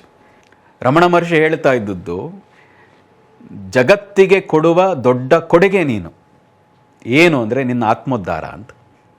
ನೀನು ಉದ್ಧಾರ ಆಗು, ನಿನ್ನ ಆತ್ಮೋದ್ಧಾರ ನೀನು ಮಾಡಿಕೊಂಡ್ರೆ ಜಗತ್ತಿಗೆ ಕೊಡುವ ದೊಡ್ಡ ಕೊಡುಗೆ. ನೀನು ಇನ್ನೇನು ಮಾಡಬೇಕಾದದ್ದಿಲ್ಲ, ನೀನು ಉದ್ಧಾರ ಆಗು, ಜಗತ್ತು ತಾನಾಗೆ ಉದ್ಧಾರ ಆಗ್ತದೆ ಅಂತ. ನಿನ್ನನ್ನು ಬಿಟ್ಟು ಜಗತ್ತಿಲ್ವಲ್ಲ, ನೀನು ಉದ್ಧಾರ ಆಗು, ಜಗತ್ತು ಉದ್ಧಾರ ಆಗ್ತದೆ. ಅರ್ಥಾತ್ ಏನು, ನಿನ್ನ ಆತ್ಮ ಉದ್ಧಾರ ಆಗಬೇಕು, ನೀನು ಯಾರು ಅನ್ನೋದು ಅರ್ಥ ಮಾಡ್ಕೋಬೇಕು. ನೀನು ಯಶಸ್ವಿ, ತನಗೆ ತಾನೇ ಜಗತ್ತು ಬದಲಾಗ್ತಾ ಹೋಗ್ತದೆ. ಎಲ್ಲರೂ ಹಾಗೆ ಮಾಡ್ಕೊಂಡ್ರಿ, ಜಗತ್ತು ಎಷ್ಟು ಸುಂದರ, ಎಷ್ಟು ಅದ್ಭುತ. ಈ ಗುರು ಬೇಕು ಅಂತ ಅವತ್ತ ಒಂದು ಪ್ರಸ್ತಾಪ ಮಾಡಿದ್ರಿ. ಒಬ್ಬ ಗುರು ಇರಬೇಕು ಅಂದರೆ ಸರಿಯಾದ ಗುರು ಇರಬೇಕು ಅಂತ. ಗುರು ಅಂದರೆ ಏನು, ವ್ಯಕ್ತಿನ ಅಥವಾ ಅದೊಂದು ಶಕ್ತಿನ ಅಥವಾ ಅದು ಒಂದು ಎನರ್ಜಿನ? ಒಬ್ಬ ಒಳ್ಳೆ ಗುರುನ ಅಥವಾ ಗುರುತನವನ್ನು ಹುಡ್ಕೊಳ್ಳೋದು ಹೇಗೆ, ಅಥವಾ ಒಳ್ಳೆ ಗುರು ನಮ್ಗೆ ಹಿಂಗೆ ಗೊತ್ತಾಗಬೇಕು? ನೋಡಿ, ಅದೇ ಒಂದು ಮಾತಿದೆಯಲ್ಲ, ಯದ್ಭಾವಂ ತದ್ಭವತಿ. ನಿಮ್ಮ ಮನಸ್ಸು ಹೇಗಿದೆಯೋ ಎಲ್ಲರೂ ಹಾಗೆ ಕಾಣಿಸ್ತಾರೆ. ನಿಮ್ಮಲ್ಲಿ ಆ ಪರಿಶುದ್ಧವಾದ ಭಕ್ತಿ, ನಿಮ್ಮಲ್ಲಿ ಆ ಪರಿಶುದ್ಧವಾದ ಶ್ರದ್ಧೆ ಇದ್ದಾಗ ಸರಿಯಾದ ಗುರು ಸಿಗ್ತಾನೆ. ನೀವು ಹುಡ್ಕೊಂಡು ಹೋಗಬೇಕಾದದ್ದಿಲ್ಲ, ಸಿಗ್ತಾನೆ. ಮತ್ತು ಗುರು ಅಂದ ತಕ್ಷಣ ತುಂಬ ಜನ ಅನ್ನೋದೇನು, ಅರಿವೇ ಗುರು ಅಂತ. ನಮ್ಮ ಒಳಗಿರೋ ಅರಿವೇ ಗುರು. ಆ ಅರಿವೇ ಗುರು ಅಂತ ಗೊತ್ತಾಗೋದು ಹೇಗೆ ನಿಮಗೆ? ಆ ಅರಿವು ಬರೋದು ಹೇಗೆ? ಇನ್ನೊಬ್ಬ ಹೊರಗಿನ ಗುರುವಿಂದ ಮಾತ್ರ ಸಾಧ್ಯ. ಅದು ತುಂಬ ಸರಿ ಗೂಗಲ್ ನೋಡಿ, ಪುಸ್ತಕಗಳನ್ನು ಓದಿ ಜ್ಞಾನ ಹೆಚ್ಚಿಸ್ಕೋಬೋದು. ಆದರೆ ಅದನ್ನು ಸರಿಯಾದದ್ದು ಅಂತ ಒಂದು ಜಡ್ಜ್ ಮಾಡಬೇಕಲ್ಲ. ಸರಿಯಾದ ಮಾರ್ಗದಲ್ಲಿ ನಾನು ಸಾಧನೆ ಮಾಡ್ತಾ ಇದ್ದೀನಿ ಅಂತ ನಮಗೆ ಗೊತ್ತಾಗಬೇಕಲ್ಲ. ಹಾಗೆ ಗೊತ್ತಾಗಬೇಕಾದ್ರೆ ವ್ಯಕ್ತಿ ರೂಪದಲ್ಲಿರುವಂಥ ಆ ಶಕ್ತಿ ನಮ್ಮ ಜೊತೆಗಿರಬೇಕು. ಗುರು ಅನ್ನೋದು ಒಂದು ತತ್ವ. ಗುರು ಅನ್ನುವಂಥದ್ದು ಒಂದು ತತ್ವ, ಒಂದು ಚೈತನ್ಯ, ಒಂದು ಶಕ್ತಿ. ಆದರೆ ಅದು ಶಕ್ತಿಯಾಗಿ ಇದ್ದರೆ ನಮಗೆ ಬಳಸ್ಕೊಳ್ಳೋಕೆ ಬರಲ್ಲ. ಈಗ ಕರೆಂಟ್ ಅನ್ನೋದು ಒಂದು ಎನರ್ಜಿ, ಒಂದು ಶಕ್ತಿ. ಅದು ಅಲ್ಲಿ ಬಲ್ಬ್ ಇಲ್ಲದೆ ಇದ್ದರೆ, ಸ್ವಿಚ್ ಇಲ್ಲದೆ ಇದ್ದರೆ ಕರೆಂಟ್ ಇದ್ದೇನು ಉಪಯೋಗ? ಬೆಳಕು ಬೇಕಲ್ಲ, ಬೆಳಕು ಕೊಡ್ಲಿಕ್ಕೆ ಅಲ್ಲೊಂದು ಬಲ್ಬ್ ಬೇಕು. ಹಾಗೆ ಗುರು ಅನ್ನೋದು ಒಂದು ಚೈತನ್ಯ, ಆದರೆ ಅದು ನಮಗೆ ಕಾಣಿಸ್ಬೇಕಾದ್ರೆ ಅದು ಬೆಳಕಿನ ರೂಪದಲ್ಲಿ ಕಾಣಿಸ್ಬೇಕಲ್ವಾ? ಹಾಗೆ ವ್ಯಕ್ತಿಯ ರೂಪದಲ್ಲಿ ಗುರು ಇದ್ದಾಗ ಮಾತ್ರ ನಮಗೆ ಮಾರ್ಗದರ್ಶನ ಮಾಡೋಕ್ಕೆ ಸಾಧ್ಯ. ಹಾಗಾಗಿ ಗುರು ಅಂದರೆ ವ್ಯಕ್ತಿ ರೂಪದಲ್ಲಿರೋ ಒಂದು ಚೈತನ್ಯ. ದೇಹವೇ ಗುರು ಅಲ್ಲ, ಆದರೆ ಆ ದೇಹದಲ್ಲಿ ನಮಗೆ ಮಾರ್ಗದರ್ಶನಕ್ಕೆ ಒಬ್ಬರು ಬೇಕಾಗಿದೆ. ಆ ಕಾರಣದಿಂದಾಗಿ ಅವರನ್ನು ಗುರು ಅಂತ ಸ್ವೀಕಾರ ಮಾಡಬೇಕು. ಅವರು ಪರೀಕ್ಷೆ ಮಾಡಿ ಸ್ವೀಕಾರ ಮಾಡಬೇಕು. ಅವರು ಯಾಕಿದ್ದಾರೆ? ಹಣಕ್ಕಾಗಿ ಇದ್ದಾರಾ? ನಮ್ಮಿಂದ ಇನ್ನೇನನ್ನೋ ಬಳಸಲಿಕ್ಕಿದ್ದಾರಾ? ಬಯಸ್ತಾ ಇದ್ದಾರಾ? ಇದೆಲ್ಲವನ್ನು ಯೋಚನೆ ಮಾಡಿ, ಪರೀಕ್ಷೆ ಮಾಡಿ, ಅವರು ಸರಿಯಾದ ಗುರು ಅಂತ ಅನ್ನಿಸ್ದಾಗ ಸ್ವೀಕಾರ ಮಾಡಬೇಕು. ಸ್ವೀಕಾರ ಮಾಡಿದ ಮೇಲೆ ಗೊಂದಲ ಇರಬಾರ್ದು. ಅಥವಾ ಗುರುನ ಆರಿಸ್ಕೊಂಡ್ಮೇಲೆ ಆ ಗುರು ಹೇಳಿದ್ದನ್ನು ಪಾಲಿಸ್ಬೇಕು ಯಥಾವತ್ತು. ಹೌದು. ಹಾಗೆ ಪಾಲಿಸದೇ ಇದ್ರೆ ನೀವೆಂಥ ಶಿಷ್ಯ ಆಗ್ತೀರಾಗ? ಜಾರ್ಜ್ ಗುರ್ಜೀಫ್ ಅಂತ ಇದ್ರು, ಕೇಳಿರ್ತೀರಿ. ಬಹಳ ದೊಡ್ಡ ಪಾಶ್ಚಿಮಾತ್ಯ ಸಂತ. ಜಾರ್ಜ್ ಗುರ್ಜೀಫ್ ಆಶ್ರಮಕ್ಕೆ ಎಲ್ಲರೂ ಬಂದಾಗ ಒಬ್ಬ ಮಹಿಳೆ ಕೇಳಿದಂತೆ, ಸಾಕಾಗೋಗಿದೆ ಹೊರಗಡೆ, ನಾನೀಗ ನಿಮಗೆ ಶರಣಾಗಿದ್ದೀನಿ, ನೀವೇ ನನ್ನ ಮಾಸ್ಟರ್, ಗುರು. ಅಲ್ಲೆಲ್ಲ ಗುರು ಅಂತಿಲ್ಲ, master. You are my master. ಹಾಂ, ಹಾಗಾಗಿ ನಾನು ಇಲ್ಲೇ ಇದ್ಬಿಡಬೇಕು ಅಂತಿದ್ದೀನಿ ಅಂತ. ಅವಳು ಭಾಳ ಗೋಲ್ಡು, ಡೈಮಂಡ್ ಎಲ್ಲ ಹಾಕೊಂಡು ಬಂದಿದ್ಲು. ಭಾಳ ಶ್ರೀಮಂತ ಮನೆತನ. ಎಲ್ಲ ಬಿಟ್ಟು ಬಂದಿದ್ಯಾ? ಆಶ್ರಮದಲ್ಲಿ ಇಲ್ಲೇ ಇರಬೇಕು ಅಂತ ಬಂದಿದ್ಯಾ? ಹಾಗಾದರೆ ಆ ಡೈಮಂಡ್, ಗೋಲ್ಡ್ ಎಲ್ಲ ಬಿಚ್ಕೊಡಿಲ್ಲ ನನಗೆ ಅಂತ ತಕ್ಷಣ ಹೇಳೇನು. ಎಲ್ಲ ಬಿಚ್ಕೊಡ್ಬೇಕಾ? ನಂಗೊಂದು ಸ್ವಲ್ಪ ಟೈಮ್ ಕೊಡಿ ಅಂತ. ರೂಮ್ಗೆ ಹೋದ್ಮೇಲೆ, ಆಶ್ರಮದ ರೂಮ್ಗೆ ಹೋದ್ಮೇಲೆ ಉಳಿಲಿಕ್ಕೆ, ಇವ್ರು ಎಂಥ ಗುರು, ಎಂಥ ಮಾಸ್ಟರ್ ಇವರು ಎಲ್ಲರೂ ಹೇಳಿದ್ರು, ಎಲ್ಲನೂ ಬಿಟ್ಬಿಟ್ಟಿದ್ದಾರೆ, ಭಾಳ ದೊಡ್ಡ ಸಂತ ಅಂತ ಹೇಳಿದ್ರು. ನೋಡಿದ್ರೆ ನನ್ನ ಡೈಮಂಡು, ಗೋಲ್ಡ್ ಎಲ್ಲ ಕೇಳಿದ್ರು. ನೀನೇನು ಮಾಡಿದೆ ಅಂತ ಪಕ್ಕದಲ್ಲಿ ಅದೇ ರೂಮ್ನಲ್ಲಿ ಇನ್ನೊಂದು ಲೇಡಿ ಇದ್ದವರು ಹೇಳಿದ್ರು. ಯೋಚನೆ ಮಾಡ್ತೀನಿ, ಕೊಡಬೇಕಾ ಬೇಡವಾ, ಅದಕ್ಕೆ ಟೈಮ್ ಕೇಳ್ಕೊಂಬಂದಿದ್ದೀನಿ. ಅಯ್ಯೋ ದಡ್ಡಿ, ಕೊಟ್ಬಿಡ್ಬೇಕು ತಾಯನ್ನ. ಅವ್ರು ಏನೂ ನೋಡ್ತಾ ಇರಲಿಲ್ಲ, ಎಲ್ಲ ತಗೊಳ್ಳೋರು ನೋಡೋ ನಿಂಗೆ ವಾಪಸ್ ಕೊಟ್ಟಿರ್ತಿದ್ರು. ನೀನು ಯಾಕೆ ಕೊಡದೆ ಬಂದೆ ಅಂತ. ಇದು ಗೊತ್ತಾಗಿ ಎಲ್ಲ ಕಟ್ಕೊಂಡು ಕೊಟ್ರು ಜಾರ್ಜ್ ಗುರ್ಜೀಫಿಗೆ. ಜಾರ್ಜ್ ಗುರ್ಜೀಫ್ ಹೇಳಿದ್ರು, ನಿನಗೆ ಮನಃಶಾಂತಿ ಇಲ್ಲ ಅಂತ ಬಂದಿದೆಯಾ, ಎಲ್ಲನ ಬಿಟ್ಟು ಬಂದಿದೆಯಾ, ಇದನ್ನೇ ಕಟ್ಕೊಂಡಿದೆ ಅಂದರೆ ನೀನು ಆಶ್ರಮದಲ್ಲಿರ್ಲಿಕ್ಕೆ ಯೋಗ್ಯಳಲ್ಲ, ಮನೆಗೆ ಹೋಗು ಅಂತ. ಈ ಜೊತೆಗೆ ಬದುಕೋಗು ನೀ. ಈ ಥರ ನೀವು ಗುರುಗೆ ಈ ಥರ ಶರಣಾಗದೆ ಬುದ್ಧಿ ಉಪಯೋಗಿಸೋರಾಗಿದ್ರೆ ಪೂರ್ಣತ್ವ ಗಳಿಸೋಕ್ಕೆ ಸಾಧ್ಯ ಇಲ್ಲ ಅಂತ. ಆ ಹಂತದ ಶರಣಾಗತಿ ಬೇಕು. ಮತ್ತು ಶರಣಾಗೋದಕ್ಕೆ ಮುಂಚೆ ಪರೀಕ್ಷೆ ಮಾಡಿ, ತಪ್ಪೇನಿಲ್ಲ. ಗುರುವನ್ನು ಪರೀಕ್ಷೆ ಮಾಡೋದು ತಪ್ಪಲ್ಲ, ಆದರೆ ಶರಣ ಆದಮೇಲೆ ಪರೀಕ್ಷೆ ಮಾಡಬಾರದು. ನಮ್ಮ ಪರಂಪರೆ ಅದು ಇದೆ. ಅದು ನಮ್ಮ ನೋಡಿ, ಹನುಮನ ಕಾನ್ಸೆಪ್ಟ್ ಇದೆಯಲ್ಲ ನೋಡಿ, ಶರಣಾಗತಿ ಭಕ್ತಿಯ ಕಾನ್ಸೆಪ್ಟು ರಾಮನಷ್ಟೇ ಸರಿಸಮವಾಗಿರುವಂಥ ಹನುಮ ನೋಡಿ. ಇಲ್ಲ, ರಾಮನನ್ನು ಮೀರಿದವನು ಹನುಮ. ನೋಡಿ, ಜ್ಞಾನದಲ್ಲಿ, ಶಕ್ತಿಯಲ್ಲಿ, ಸಾಮರ್ಥ್ಯದಲ್ಲಿ ರಾಮನನ್ನು ಮೀರಿದವನು ಹನುಮ. ಆದರೆ ರಾಮನಿಗೆ ಶರಣಾಗಿಲ್ಲ ಅಂದಿದ್ರೆ ಇವತ್ತು ಹನುಮ ಅನ್ನುವ ಹೆಸರು ನಿಮಗೆ ಗೊತ್ತಿರ್ತಿರ್ಲಿಲ್ಲ. ವಾಲ್ಮೀಕಿ ರಾಮಾಯಣದಲ್ಲಿ ಹನುಮ ಅನ್ನುವ ಸುಂದರ ಕಾಂಡ ಏನಿದೆ, ಹನುಮನನ್ನೇ ಕುರಿತು ಇರುವಂಥ ಸುಂದರ ಕಾಂಡ ಏನಿದೆ, ಹನುಮ ಅನ್ನೋದು ಅವನ ಹೆಸರಲ್ಲ. ಆ್ಯಕ್ಚುಲಿ ಮೊಟ್ಟ ಮೊದಲು ಅವನ ಹೆಸರು ಸುಂದರ ಅಂತ. ಹನುಮ ಅನ್ನೋದು ಆಮೇಲೆ ಬಂದದ್ದು. ಅವನ ಹೆಸರು ಸುಂದರ ಅಂತ. ಅಷ್ಟು ಸುಂದರವಾಗಿದ್ದ ಅಂತಹ ದೇಹದಾಢ್ಯ. ಹನುಮಂತ ಬಂದದ್ದು ಬೇರೆ ಕತೆ. ಅದು ಅಂತಹ ಸುಂದರ ಇದ್ದ ಅನ್ನೋಕ್ಕೋಸ್ಕರ ವಾಲ್ಮೀಕಿ ಸುಂದರ ಕಾಂಡ ಅಂತ ಬರೆದದ್ದು. ಅದೇ ಇರ್ತಿರ್ಲಿಲ್ಲ. ಹನುಮ ಆ ಸುಂದರ ಸ್ವರೂಪನಾದ ರಾಮನಿಗೆ ಶರಣಾಗಿಲ್ಲ ಅಂದಿದ್ರೆ ಈ ಸುಂದರ ಇರ್ತಿರ್ಲಿಲ್ಲ, ಈ ಸುಂದರ ಕಾಂಡವೇ ಇರ್ತಿರ್ಲಿಲ್ಲ ಅಂತ. ಶರಣಾಗಬೇಕು, ನಾನು ಅನ್ನುವ ಭಾವ ಬಿಟ್ಟು ಶರಣಾಗಬೇಕು. ಯಾರು, ನಮ್ಮಲ್ಲಿ ಒಂದು ಮಾತಿದೆ, ಯಾರು ಬಗ್ತಾನೋ ಅವನು ಹಿಗ್ತಾನೆ ಅಂತ, ಅಂದರೆ ಬೆಳಿತಾನೆ ಅಂತ. ಯಾರಿಗೆ ಬಗ್ಗೋದಕ್ಕೆ ಗೊತ್ತಿದೆಯೋ, ಅಂದರೆ ಶರಣಾಗೋದಕ್ಕೆ ಗೊತ್ತಿದೆಯೋ ಅವನು ಮಾತ್ರ ಮೇಲೆ ಬರಲಿಕ್ಕೆ ಸಾಧ್ಯ. ಆಳವಾದವನು ಅರಸನಾಗಬಲ್ಲ ಅಂತ ಏನಿದೆಯಲ್ಲ, ಹಾಗೆ ಗುರುವಿನ ಗುಲಾಮ ಆದವನು ಮಾತ್ರವೇ ನಾಯಕನಾಗಲಿಕ್ಕೆ, ಅವನು ಗುರು ಆಗಲಿಕ್ಕೆ ಸಾಧ್ಯ. ಗುರು ಶಿಷ್ಯನನ್ನು ತಯಾರು ಮಾಡಲ್ಲ, ಗುರು ಇನ್ನೊಬ್ಬ ಗುರುವನ್ನು ತಯಾರು ಮಾಡ್ತಾನೆ. ಸರಿಯಾದ ಶಿಷ್ಯ ಸಿಕ್ಕಿದ್ರೆ ಗುರು ಇನ್ನೊಬ್ಬ ಶಿಷ್ಯನ ತಯಾರು ಮಾಡಬೇಕು ಅಂತ ಗುರುಗೆ ಇರೋದೇ ಇಲ್ಲ. ಗುರುಗೆ ಆಸೆ ಇರೋದೇನು ಗೊತ್ತಾ, ಇನ್ನೊಬ್ಬ ಗುರುನ ತಯಾರು ಮಾಡಬೇಕು ಅಂತ. ನೀವು ಯಾರೇ ಸಾಧಕನಾಗಲಿ, ಜನ ಒಪ್ಪಲಿ ಅಂತ ಇವತ್ಯಾರು ಜನಕ್ಕೆ ಬಹಳ ದೊಡ್ಡ ಮಟ್ಟದ, ಈಗ ಉದಾಹರಣೆಗೆ ವಾರೆನ್ ಬಫೆಟ್ ಹೂಡಿಕೆಯಲ್ಲಿ ಧೀಮಂತ, 90 ಲಕ್ಷ ಕೋಟಿ, ಈಗಿರುವಂಥ ಆಸ್ತಿಯೇ ಸುಮಾರು 60-70 ಲಕ್ಷ ಕೋಟಿ ದಾನನೇ ಮಾಡಿಬಿಟ್ಟಿದ್ದಾರೆ ಮನುಷ್ಯ. ಅಷ್ಟು ದಾನ ಮಾಡಿದ್ದಾನೆ ಅಂತ ಎಷ್ಟೋ ಜನಕ್ಕೆ ಗೊತ್ತಿಲ್ಲ. ಅದನ್ನು ತೋರಿಸಿ ಏನು ಆತ ದಾನ ಮಾಡಲ್ಲ. ವಾರೆನ್ ಬಫೆಟ್ ಇದುವರೆಗೆ ದಾನ ಮಾಡಿರುವ 90% ಬಿಲ್ ಗೇಟ್ಸ್ ಫೌಂಡೇಶನ್ಗೆ ದಾನ ಮಾಡಿರೋದು. 60-70 ಲಕ್ಷ ಕೋಟಿ, ಈಗಿರೋದು 90 ಲಕ್ಷ ಕೋಟಿ. ಈಗೇನಿದೆಯೋ ಅದಕ್ಕಿಂತ ಅರ್ಧಕ್ಕಿಂತ ಹೆಚ್ಚು ದಾನನೇ ಮಾಡಿಬಿಟ್ಟಿದ್ದಾರೆ. ಎಷ್ಟು ಜನಕ್ಕೆ ಗೊತ್ತದು? ವಾರೆನ್ ಬಫೆಟ್ ಅಷ್ಟು ಲಕ್ಷ ಕೋಟಿ ಇದ್ದರೂ ಇವತ್ತು ಬದುಕ್ತಾ ಇರೋದು 2 ರೂಮಿನ ಸಾಮಾನ್ಯ ಮನೆಯಲ್ಲಿ ಅಂತ ಹೇಳ್ತಾರೆ. ಆತನೇ ಡ್ರೈವರ್ ಮಾಡ್ಕೊ ಹೋಗ್ತಾರೆ, ಸ್ಟೇಜ್ ಆದರೂ ರೋಡ್ ಸೈಡಲ್ಲಿ ನಿಂತ್ಕೊಂಡು ಊಟ ಮಾಡ್ತಾರೆ. ಯಾರು ಆ ಹಂತ ಮುಟ್ಟಿದ್ರೋ ಅವ್ರು ಹೋಗಲಿ, ಇವ್ರು ಹೋಗಲಿ, ಈ ಮೀಡಿಯಾದವ್ರು ನನ್ನನ್ನು ತೋರಿಸ್ಲಿ ಅನ್ನುವಂಥ ಯಾವ ಅಭಿಪ್ಸೆಯೂ ಇರಲ್ಲ. ಸಾಮಾನ್ಯರಂತೆ ಇರಲಿಕ್ಕೆ ಬಯಸ್ತಾರೆ.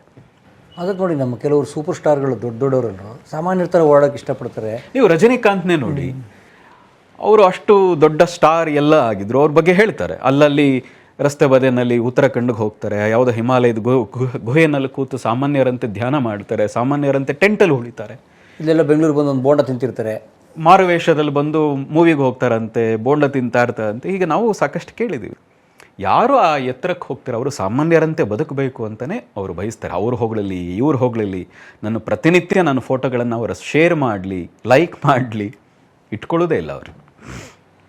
ಅವ್ರ ಕೆಲಸ ಅವ್ರು ಮಾಡೋ ಹೋಗ್ತಾರೆ, ಇನ್ನು ಉಳಿದವ್ರು ಅದನ್ನು ಫಾಲೋ ಮಾಡ್ತಾ ಹೋಗ್ತಾರೆ. ಅವ್ರು ಲೈಕ್ ಮಾಡೋದು, ಶೇರ್ ಮಾಡೋದು, ಹೊಗಳೋದು ಅವ್ರು ಮಾಡ್ತಾರೆ. ಅದರ ಕಡೆ ಯಾರೂ ಗಮನ ಕೊಡೋದೇ ಇಲ್ಲ. ಭಾಳ ದೊಡ್ಡ ಸಾಧಕ ಯಾರಿದ್ದಾರೆ, ಯಶಸ್ವಿ ಉದ್ದಿಮೆದಾರ ಅಥವಾ ಯಶಸ್ವಿ ಯಾವುದೇ ದಾರಿಯಲ್ಲಿರುವಂಥ ಸಾಧಕ ಅದರ ಕಡೆ ಗಮನನೇ ಕೊಡಲ್ಲ.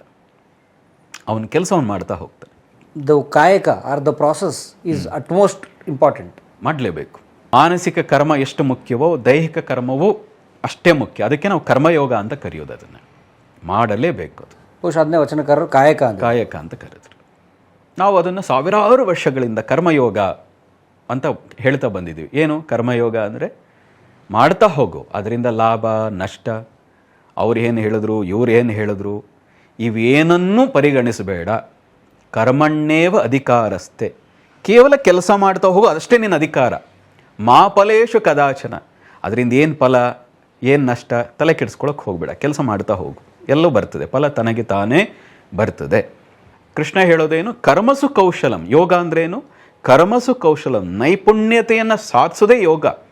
ಸ್ಕಿಲ್ ಮೂಲಕ ಕೆಲಸ ಮಾಡ್ತಾ ಇರೋದೇ ಯೋಗ. ಒಂದು ಪೂಜೆಯನ್ನು ಎಷ್ಟು ಶ್ರದ್ಧೆಯಿಂದ ಮಾಡ್ತೀವೋ ಕೆಲಸವನ್ನು ಅಷ್ಟೇ ಶ್ರದ್ಧೆಯಿಂದ ಮಾಡೋ ಅಂತ ಹೇಳೋದು ಕರ್ಮಯೋಗ. ಹಾಗೆ ಮಾಡ್ತಾ ಹೋದಾಗ ಒಳ್ಳೆಯ ಫಲಗಳನ್ನೇ ಅನುಭವಿಸ್ತೀವಿ. ಹಾಗಾಗಿ ನೀನು ಅದ್ರ ಬಗ್ಗೆ ಗಮನನೇ ಕೊಡಬೇಡ. ಯಾರಿಗೆ ಸ್ವಾರ್ಥ ಇದೆ, ಕೇವಲ ಬಚ್ಚಿಟ್ಕೊಳ್ಳುವ ಬುದ್ಧಿ ಯಾರಿದೆ, ಅವನು ಯಶಸ್ವಿ ಉದ್ದಿಮೆದಾರ ಆಗಕ್ಕೆ ಸಾಧ್ಯ ಇಲ್ಲ. ನೀವು ಎಲ್ಲ ಪಟ್ಟಿಗಳನ್ನು ನೋಡ್ಕೊಂಬಂದರೆ ಅದು ಕಾಣಿಸ್ತದೆ. ಯಾರ್ಯಾರು ದೊಡ್ಡ ದೊಡ್ಡ ಉದ್ದಿಮೆದಾರ ಇದ್ದಾರೋ ಅವರನ್ನು ನೋಡ್ಕೊಂಬಂದರೆ ಕಾಣಿಸ್ತದೆ. ಹಿಂಗೆ ಹೇಳಿದಾಗ ಒಂದು ಕಾಮೆಂಟ್ ಮಾಡಬಹುದು, ಅವರು ಅವರ ಟ್ಯಾಕ್ಸ್ ಬಚಾವ್ ಮಾಡಲಿಕ್ಕೆ ಕೊಡ್ತಾರೆ ಅಂತ ಹೇಳ್ಬೋದು. ಸಾಮಾಜಿಕ ಜವಾಬ್ದಾರಿ ಫಂಡ್ ಇರುತ್ತೆ, ಕೊಡ್ತಾರೆ. ಅದು ಇಲ್ಲದೆ ಇದ್ರೂ ಮಾಡಿದಾರಲ್ಲ. ವಾರೆನ್ ಬಫೆಟ್ ಮಾಡಿದ್ದಾರೆ, ಅಂಬಾನಿ ಫ್ಯಾಮಿಲಿ ಹಿಂದೆಯಿಂದ ಮಾಡ್ಕೊಂಡ್ಬಂದಿದ್ದಾರೆ. ಟಾಟಾದವರಂತ ಕ್ಯಾನ್ಸರ್ ಆಸ್ಪತ್ರೆ ಇದೆಲ್ಲವೂ ಇಲ್ಲದೆ ಇದ್ದಾಗ ಎಷ್ಟೋ ವರ್ಷಗಳ ಹಿಂದೆ ಅದನ್ನು ಮಾಡಿದಾರಲ್ಲ. ನಾವು ಅದಕ್ಕೆ ಹೇಳಿದ್ದು, ಇನ್ನೊಬ್ಬರ ಬಗ್ಗೆ ಕೆಟ್ಟದಾಗಿ ಕಾಮೆಂಟ್ ಮಾಡೋದಕ್ಕೆ ಮುಂಚೆ ನಾವೇನು ಮಾಡಿದ್ದೀವಿ, ನಾವೇನು ಮಾಡ್ತಾ ಇದ್ದೀವಿ ಅಂತ ಒಂದ್ಸರಿ ನಮ್ಮನ್ನು ನಾವು ನೋಡಿಕೊಂಡ್ರೆ ಅದಕ್ಕೆ ಉತ್ತರ ಸಿಗ್ತದೆ. ಈಗ ನಾವು ಚರ್ಚೆ ಮಾಡ್ತಿರೋ ಈ ವಿಚಾರಗಳೆಲ್ಲವೂ ಫೆಬ್ರವರಿ 1ನೇ ತಾರೀಕಿನ ನಿಮ್ಮ ಕಾರ್ಯಾಗಾರದಲ್ಲಿ ವಿಸ್ತೃತವಾಗಿ ಕಲಿಸ್ತಾ ಹೋಗ್ತೀರಿ. ಪ್ರಾಯೋಗಿಕವಾಗಿ ನಮ್ಮ ಸಂಕಲ್ಪ ಹೇಗಿರಬೇಕು, ಯಾವ ರೀತಿಯಾಗಿ ಮಾಡೋ ಕಾರಣದಿಂದಾಗಿ ಇದುವರೆಗೆ ವಿಫಲರಾಗಿದ್ದೀವಿ, ನಮ್ಮ ಮನಸ್ಥಿತಿ ಬದಲಾಯಿಸ್ಕೊಳ್ಳಿಕ್ಕೆ ಏನೆಲ್ಲ ಮೆಥಡ್ಗಳನ್ನು ಅನುಸರಿಸಬೇಕು. ನಾನು ಹೇಳ್ತೀನಿ, ಇವತ್ತು ಯಾರ್ಯಾರು ಓದುವ ಮಕ್ಕಳಿದ್ದಾರೆ SLC 9th ಅಥವಾ SLC ಅಲ್ಲಿಂದ ಶುರುವಾಗಿ 9th ಶುರುವಾಗಿ ಅದಕ್ಕೆ ಮೇಲ್ಪಟ್ಟ ಎಲ್ಲ ವಿದ್ಯಾರ್ಥಿಗಳು ತಮ್ಮ ಗುರಿಯನ್ನು ಸ್ಪಷ್ಟ ನಿಖರ ಮಾಡಿಕೊಳ್ಳಿಕ್ಕೆ, ಮನಸ್ಸಿನಲ್ಲಿರುವಂಥ ಗೊಂದಲಗಳನ್ನು ಕಳ್ಕೊಳ್ಳಿಕ್ಕೆ, ಕೇವಲ ಅವರು ಮಾತ್ರ ಅಲ್ಲ, ಯಾರು ಉದ್ದಿಮೆದಾರರಿದ್ದಾರೆ, ಯಾರು ಪ್ರೊಫೆಸರ್ಸ್ ಇದ್ದಾರೆ, ಯಾರು ಟೀಚರ್ಸ್ ಇದ್ದಾರೆ, ಯಾರು ಡಾಕ್ಟರ್ಸ್ ಇದ್ದಾರೆ, ಯಾರು ಲಾಯರ್ಸ್ ಇದ್ದಾರೆ, ವಿಶೇಷವಾಗಿ ಯಾರು ತಂದೆ ತಾಯಂದಿರಿದ್ದೀರಿ, ನಿಮ್ಮ ಜೀವನ, ನಿಮ್ಮ ಮುಂದಿನ ಪೀಳಿಗೆಯ ಜೀವನ ಇನ್ನೂ ಚೆನ್ನಾಗಿ ಇಟ್ಕೊಳ್ಳಿಕ್ಕೆ ಇದೊಂದು ಬಹಳ ದೊಡ್ಡದು ಅಂತ ಹೇಳಲ್ಲ, ಆದರೆ ನಿಮಗೊಂದು ಸಣ್ಣ ಕೈ ದಿವಿಗೆ ಅಂತ ಏನು ಕರಿತೀವಲ್ಲ, ಒಂದು ಸಣ್ಣ ಟಾರ್ಚ್ ರೀತಿಯಲ್ಲಿ ಅಂತ ನಿಮಗೆ ಕೆಲಸ ಮಾಡೋದು. ಭಾಳ ನಿಮ್ಮ ಲೈಫನ್ನ ನಾನೇ ಬದಲಾಯಿಸ್ಬಿಡ್ತೀನಿ ಅಂತ ನಾನು ಹೇಳಲ್ಲ, ಆದರೆ ನಿಮ್ಮ ಲೈಫನ್ನು ಬದಲಾಯಿಸಲಿಕ್ಕೆ ಇಲ್ಲಿ ಹೇಳುವ ಮುದ್ರೆಗಳು, ಧ್ಯಾನದ ಟೆಕ್ನಿಕ್ಗಳು, ಇಲ್ಲಿ ಹೇಳಿಕೊಡುವ ಹಲವಾರು ವಿಧಾನಗಳೇನಿದೆ ಇದು ಸಾಕಾಗಲ್ಲ ಲೈಫಿಗೆ. ಆದರೆ ಒಂದು ಮಹತ್ತರವಾದ ಬದಲಾವಣೆಗೆ ಮೊದಲೇ ಹೆಜ್ಜೆಯಾಗಿ ನಾನು ಮೊದಲೇ ಹೇಳಿದಾಗೆ ನಮ್ಮ ಉಪಾಸನದಲ್ಲಿ ಇದು ಬೇಸಿಕ್ ಕೋರ್ಸ್. ಇದನ್ನು ಮೀರಿ ಸಂಮೋಹನ ಇದೆ, ಅದನ್ನು ಮೀರಿ ಶಕ್ತಿ ಕ್ರಿಯೆ ಇದೆ, ಅದನ್ನು ಮೀರಿ ದೀಕ್ಷೆ ಇದೆ, ಅದನ್ನು ಮೀರಿ ದೇವಿ ಸಾಧನೆ ಇದೆ. ಯಾರ್ಯಾರಿಗೆ ಸಾಕಾಗಲ್ಲ ಅಂತಾರೆ ಅದಿದೆ. ಆದರೆ ಈ ಮನೋಶಕ್ತಿಯೇ ಏನಿದೆ ನಿಮಗೊಂದು ಅದ್ಭುತವಾದ ಕೈ ದಿವಿಗೆಯಾಗಿ ಟಾರ್ಚ್ ಆಗಿ ಕೆಲಸ ಮಾಡೋದರಲ್ಲಿ ನನ್ನ ಅನುಭವದಲ್ಲಿ ಯಾವುದೇ ಅನುಮಾನ ಇಲ್ಲ. ಮತ್ತು ಕೆಲವರು ಕೇಳ್ತಾರೆ, ತಮ್ಮನ್ನು ಈ ಕಾರ್ಯಾಗಾರ ಹೊರತುಪಡಿಸಿ ತಮ್ಮನ್ನು ಬಂದು ಭೇಟಿಯಾಗ್ಬೋದೇ, ತಮ್ಮ ಅನುಮತಿ ಅಪಾಯಿಂಟ್ಮೆಂಟ್ ಸಿಕ್ಕಬಹುದೇ, ಏನಾದರೂ ನೇರ ಮಾತುಕತೆಗೆ ಬರಬಹುದೇ? ಏನಂದರೆ ನಂದು ಬಹಳ ಮುಖ್ಯವಾಗಿ ಏಕಾಂತ ಜೀವನ, ಸಾಧನೆಗೆ ಹೆಚ್ಚು ಸಮಯ, ನನ್ನ ವೈಯಕ್ತಿಕ ಅಧ್ಯಯನ, ಏಕಾಂತವಾಸ, ಇದಕ್ಕೆ ಹೆಚ್ಚು ಸಮಯ ಕೊಡ್ತೀನಿ. ಮತ್ತು ನಮ್ಮಲ್ಲಿ ಸಾಧನೆ ಇದ್ದಾಗ ಮಾತ್ರವೇ ನಾವು ಇನ್ಯಾರಿಗಾದರೂ ಹೇಳಿದಾಗ ಅದಕ್ಕೊಂದು ತೂಕ ಬರೋದು ಅಂತ ನನ್ನ ನಂಬಿಕೆ. ಸಾಧನೆ ಇದ್ದಾಗ ಬೋಧನೆ ಮಾಡಿದ್ರೆ ತಗೋತಾರೆ ಆಗ್ತದೆ ಅಂತ. ಹಾಗಾಗಿ ಸಾಧ್ಯವಾದಷ್ಟು ನನ್ನನ್ನು ನಾನು ಸಾಧನೆಗೆ ಒಳಪಡಿಸ್ಕೊಳ್ಳೋದ್ರಲ್ಲಿ, ಪ್ರಯೋಗಗಳಲ್ಲಿ ಒಳಪಡಿಸ್ಕೊಳ್ಳೋದ್ರಲ್ಲಿ ನಾನು ಇರ್ತೀನಿ. ಹಾಗಾಗಿ ವೈಯಕ್ತಿಕ ಭೇಟಿ ನಾನು ಸಾಧ್ಯವಾದಷ್ಟು ಮಾಡೋದಿಲ್ಲ. ಹಾಗಾಗಿ ಸಾಮೂಹಿಕವಾದ ಏನು ಕಾರ್ಯಾಗಾರಗಳಿದೆ ಅಲ್ಲಿ ಮಾತ್ರವೇ ನಾನು ಸಿಗ್ಲಿಕ್ಕೆ ಸಾಧ್ಯ. ಒಂದು ಹಂತದ ಸಾಧನೆ, ನಮ್ಮ ಒಂದು ಉನ್ನತವಾದ ಸಾಧನೆಗೆ ಹೋದಾಗ ಆ ಸಾಧನೆಯಲ್ಲಿ ಮಾರ್ಗದರ್ಶನ ಬೇಕಿದ್ದಾಗ ಕೆಲವು ವ್ಯಕ್ತಿಗಳಿಗೆ ನಾನು ವೈಯಕ್ತಿಕವಾಗಿ ಮಾರ್ಗದರ್ಶನ ಮಾಡ್ತೀನಿ, ಭಾಳ ಕಡಿಮೆ ಅದು. ಆದರೆ ಹೆಚ್ಚಿನ ಸಮಯ ನನ್ನ ಏಕಾಂತ, ನನ್ನ ಅಧ್ಯಯನಕ್ಕೆ ಮೀಸಲಿಟ್ಟು, ಮತ್ತು ನಂದು ಪ್ರವಾಸಗಳಿರ್ತವೆ ಬೇರೆ ಬೇರೆ ಜಾಗಗಳಿಗೆ. ಹಾಗಾಗಿ ಪ್ರವಾಸ ಇವೆಲ್ಲೂ ಇರೋದ್ರಿಂದಾಗಿ ಒಂದು 1-to-1 ಭೇಟಿ ಏನಿದೆ ಸದ್ಯದ ಮಟ್ಟಿಗಂತೂ ಇಲ್ಲ. ಆದರೆ ಈ ಕಾರ್ಯಾಗಾರಕ್ಕೆ ಬರ್ಬೋದು. ಈ ಕಾರ್ಯಾಗಾರಕ್ಕೆ ಬಂದರೆ ಪ್ರತ್ಯಕ್ಷ ನಾವೇ ಇಡೀ ಒಂದು ದಿನ ನಮ್ಮ ಪ್ರತಿ ಕಾರ್ಯಾಗಾರ ಏನು ಅಂದರೆ ನಮ್ಮ ಅಷ್ಟು ಶಿಷ್ಯಂದಿರಿದ್ದರೂ ಕೂಡ, ಮತ್ತು ಪ್ರತಿಯೊಬ್ಬರು ಅದನ್ನು ಬಯಸ್ತಾರೆ, ಗುರುಗಳಿಂದನೇ ನೇರ ನಮಗೆ ಆ ವಿದ್ಯೆ ಸಿಗಬೇಕು ಅಂತ. ಆಗ ಉಪಾಸನದಲ್ಲಿ ಒಂದು ಪ್ಲಸ್ ಏನಂದರೆ ಡೈರೆಕ್ಟ್ ನಾವೇ ಯಾವುದೇ ಕಾರ್ಯಾಗಾರ ಇರಲಿ ಇದುವರೆಗೆ ನಾವೇ ಬೋಧಿಸ್ತಾ ಬಂದಿದ್ದೀವಿ, ಮುಂದಿನ ವರ್ಷಗಳಲ್ಲೂ ಕೂಡ ನಾವೇ ಬೋಧಿಸ್ತೀವಿ. ನಮ್ಮದೇ ಹಂತಕ್ಕೆ ಇನ್ನೊಬ್ಬ ಶಿಷ್ಯ ಆ ಗುರುಸ್ಥಾನ ತುಂಬಿದಾಗ ಆಗ ಬೇಕಾದ್ರೆ ಇನ್ನೊಬ್ಬರು ಬೋಧಿಸಬಹುದು. ಆದರೆ ಅಲ್ಲಿವರೆಗೂ ನಾವೇ ಬೋಧಿಸೋದ್ರಿಂದಾಗಿ ಹೆಚ್ಚಿನ ಜನಕ್ಕೆ ಅದು ಹೆಚ್ಚು ಸಂತೋಷ ಆಗ್ತಾ ಇದೆ.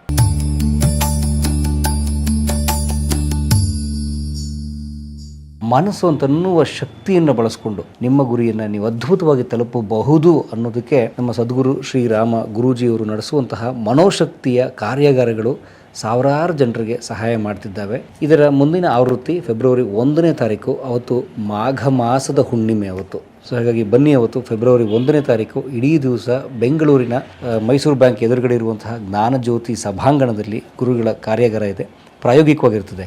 ಬನ್ನಿ, ಮನಸ್ಸಿನ ಶಕ್ತಿಯನ್ನು ಅರ್ಥಕೊಳ್ಳಿ, ಶಕ್ತಿಯನ್ನು ಬಳಸ್ಕೊಳ್ಳೋದನ್ನು ಕಲ್ತ್ಕೊಳ್ಳಿ, ಅದನ್ನು ಅಳವಡಿಸ್ಕೊಳ್ಳಿ, ಬದುಕನ್ನು ಬದಲಿಸ್ಕೊಳ್ಳಿ.